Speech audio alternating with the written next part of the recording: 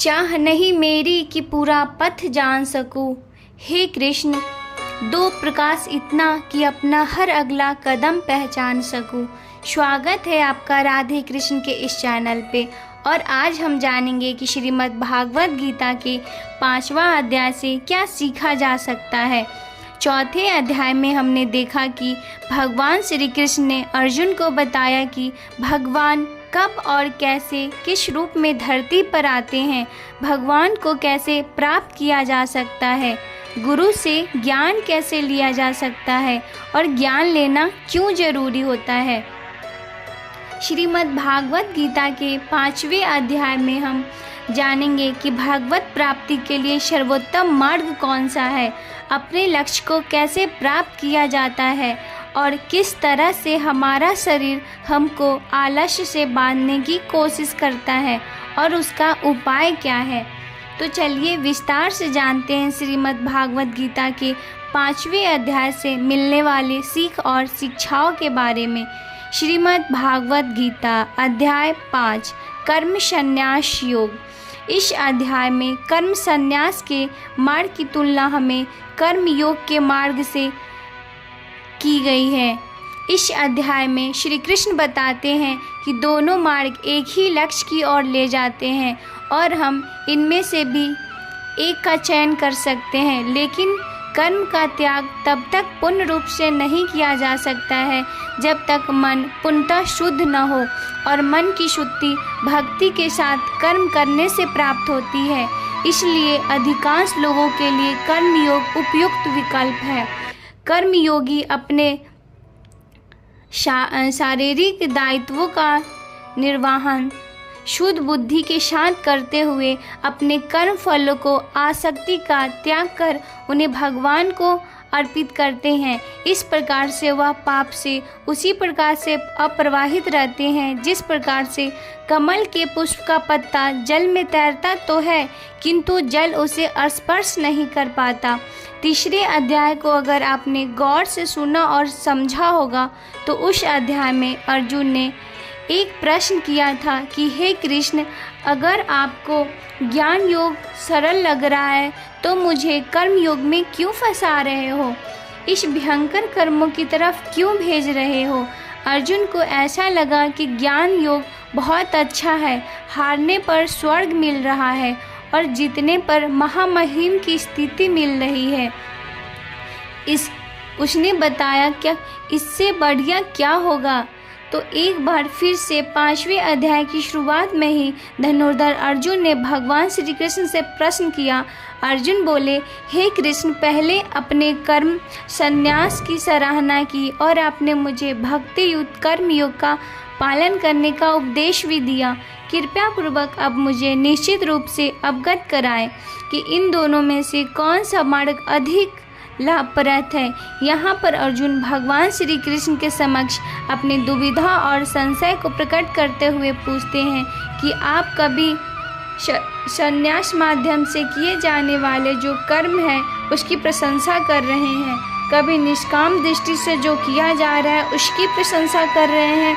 इन दोनों में से कोई एक जो आपका निश्चय किया हुआ हो और जो परम कल्याणकारी हो उसके बारे में बताइए। साथियों, जब आपके सामने दो रास्ते हो और आप वाकई में कहीं जाना चाहते हो तो आप पता लगाने की कोशिश करेंगे कि कौन सा रास्ता सरल है और कौन सा रास्ता सही रहेगा।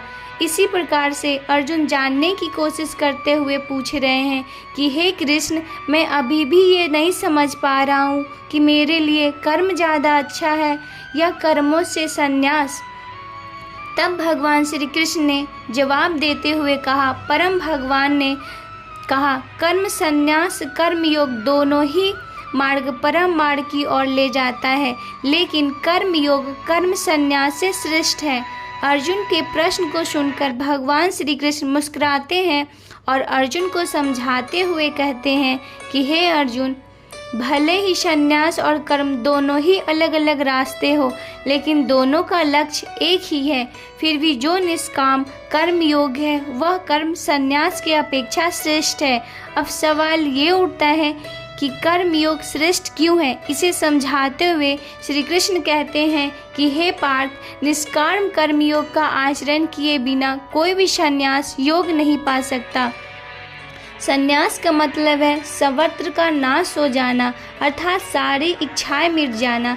अतः ऐसी विशिष्ट स्थिति का बिना योग और तप किए हुए पहुँचाया नहीं जा सकता।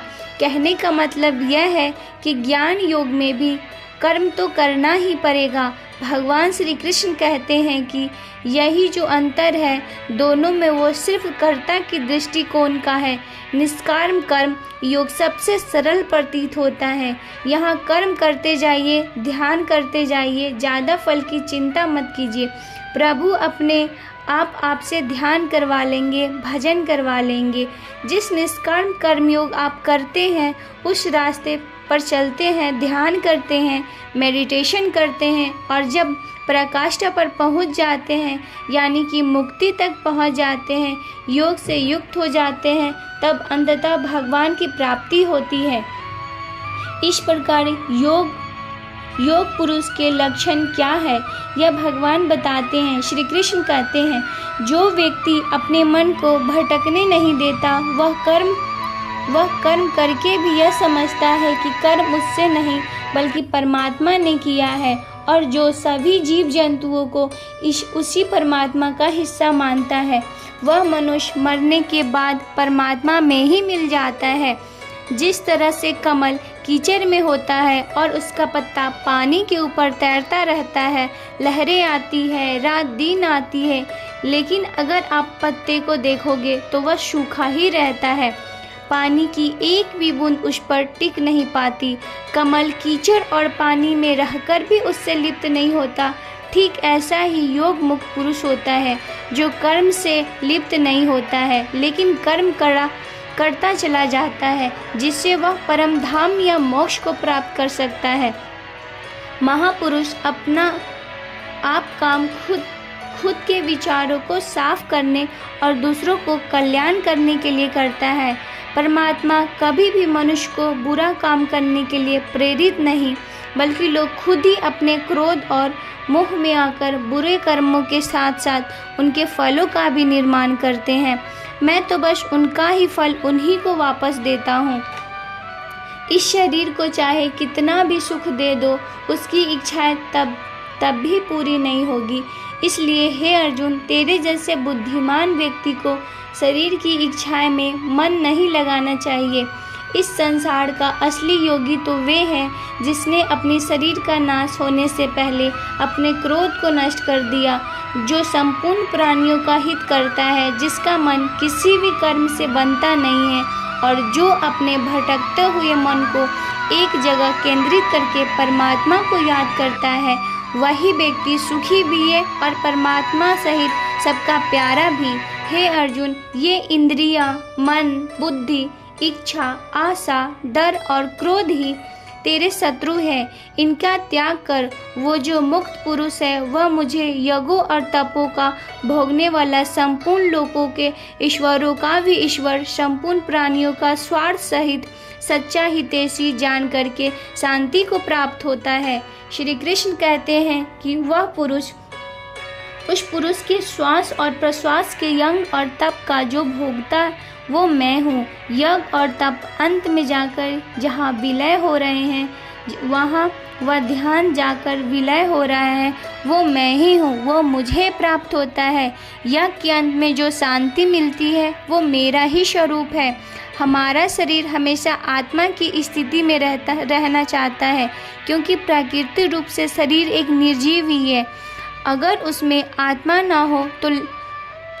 ना हो, लेकिन हम यह सोच लेते हैं कि मैं एक शरीर हूँ, ये मेरी आँखें हैं, ये मेरा हाथ है और मेरा शरीर मुझे सोने के लिए बोल रहा है, तो इसका मतलब यह है कि आपका शरीर आपके बुद्धि पर भारी पड़ चुका है। इसलिए आपको यह समझना होगा कि आप आत्मा है और आप इस शरीर को आप अपने बुद्धि से जिस तरह चलाना चाहोगे वैसा ही चलेगा। साथियों, जो रास्ते श्रीमद् भागवत गीता में बताए जाते हैं, वो मनुष्य को परमात्मा से मिला देते हैं।